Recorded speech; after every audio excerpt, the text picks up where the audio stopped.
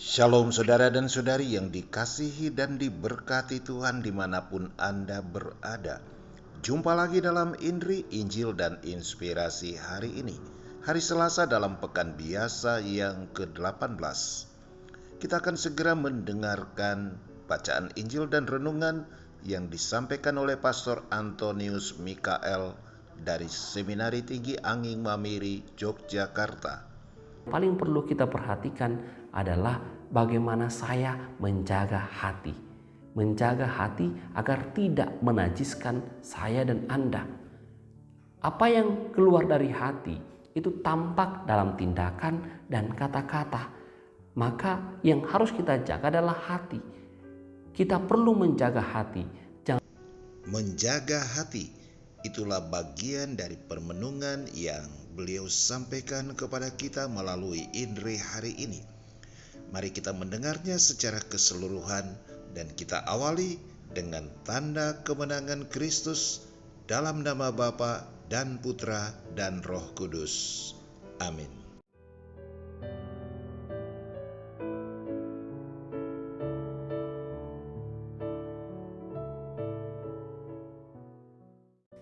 Shalom saudara-saudara terkasih, salam jumpa dalam Indri hari ini, Selasa 4 Agustus. Hari ini gereja memperingati Santo Yohanes Maria Vianney, seorang imam.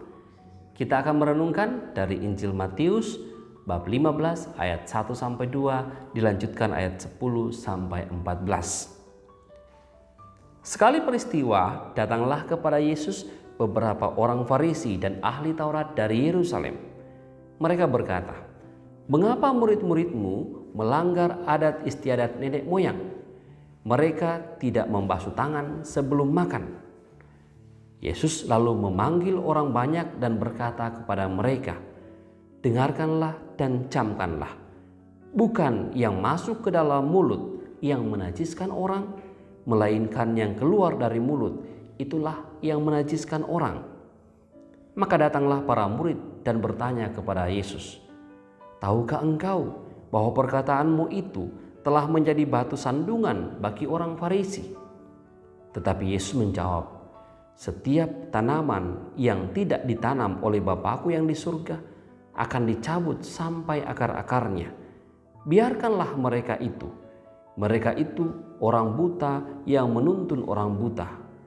Jika orang buta menuntun orang buta, pasti keduanya jatuh ke dalam lubang." Demikianlah Injil Tuhan.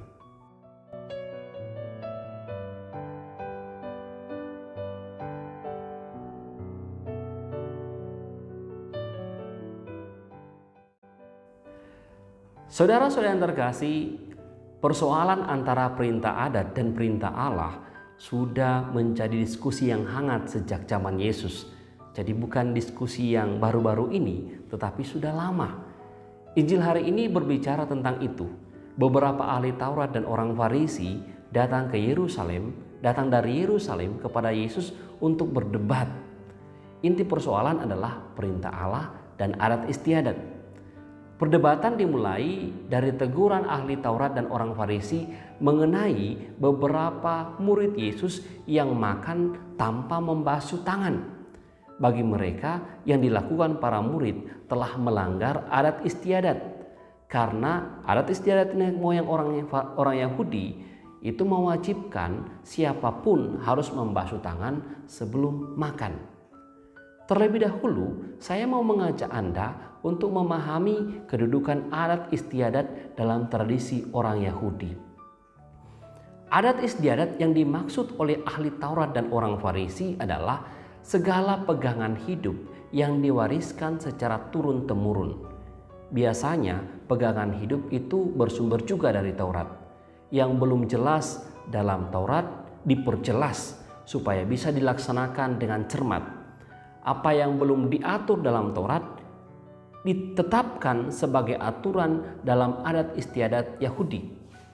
Intinya, adat istiadat itu merupakan tradisi lisan, tidak tertulis, tetapi diturunkan secara turun-temurun. Dalam masyarakat kita juga kita jumpai ada peraturan-peraturan yang tidak tertulis tetapi dihidupi. Itulah yang dimaksud adat istiadat. Tradisi ini sebenarnya pertama-tama bertujuan sebagai sarana agar praktek hidup jemaat Yahudi menjadi lebih suci. Persoalan yang dibahas dalam Injil hari ini adalah salah satu persoalan yang dari sekian banyak adat istiadat, yaitu hal mencuci tangan. Sebenarnya ketika Yesus menjawab orang-orang Farisi dan ahli-ahli Taurat, sebenarnya Yesus pertama-tama tidak membela tindakan salah dari para muridnya, tetapi lebih merupakan teguran pada orang-orang Farisi dan ahli-ahli Taurat yang hanya menafsirkan adat dari tindakan yang tampak, dari perbuatan yang dilakukan, tetapi tidak memahami maksud mengapa aturan itu dibuat. Ini nampak jelas ketika Yesus memberi jawaban kepada orang-orang Farisi dan ahli Taurat tidak membahas tentang hal mencuci tangan, tetapi lebih membahas tentang makanan halal dan haram.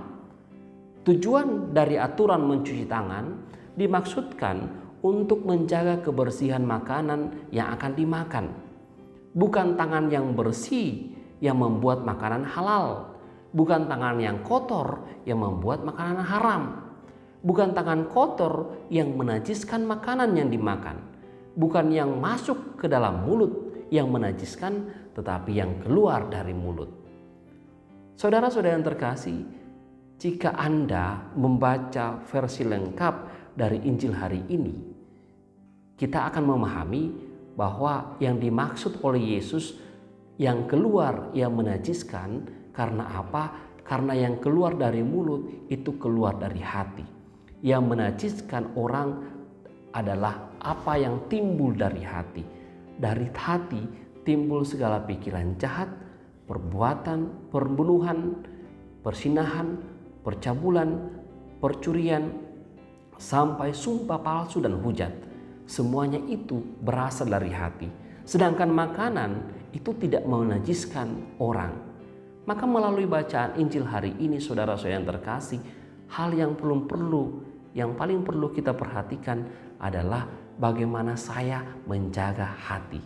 Menjaga hati agar tidak menajiskan saya dan Anda. Apa yang keluar dari hati itu tampak dalam tindakan dan kata-kata. Maka yang harus kita jaga adalah hati. Kita perlu menjaga hati. Jangan sampai hati kita dipenuhi dengan pikiran-pikiran jahat yang justru menajiskan kita. Jagalah hati agar hidup kita menjadi berkat bagi orang lain. Santo Yohanes Maria Vianney yang kita peringati hari ini dapat menjadi teladan untuk kita bagaimana menjaga hati. Sehingga saatnya nanti sebagaimana yang diterima oleh Santo Yohanes Maria Vianney, dengan menjaga hati kita pun digolongkan menjadi orang-orang pilihan Tuhan. Semoga demikian. Amin.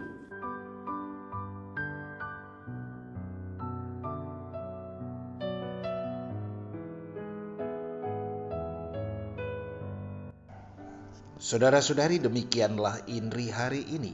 Atas nama kita semua, saya Pastor Eltus Mali dari Paroki Maria Rosa Mistika Sudiang Makassar mengucapkan terima kasih banyak kepada Pastor Antonius Mikael atas persembahan renungan yang telah kita dengar bersama-sama.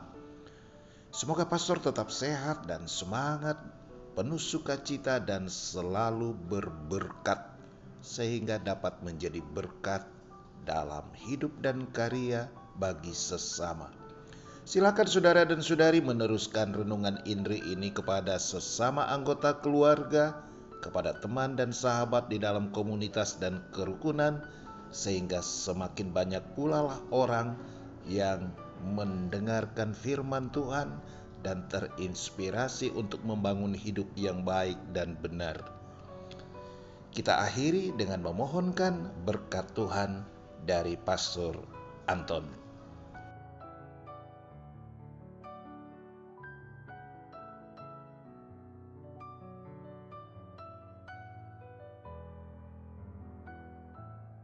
Mari kita mohon berkat Tuhan. Semoga saudara sekalian diberkati oleh Allah yang Maha Kuasa, dalam nama Bapa dan Putra dan Roh Kudus. Amin.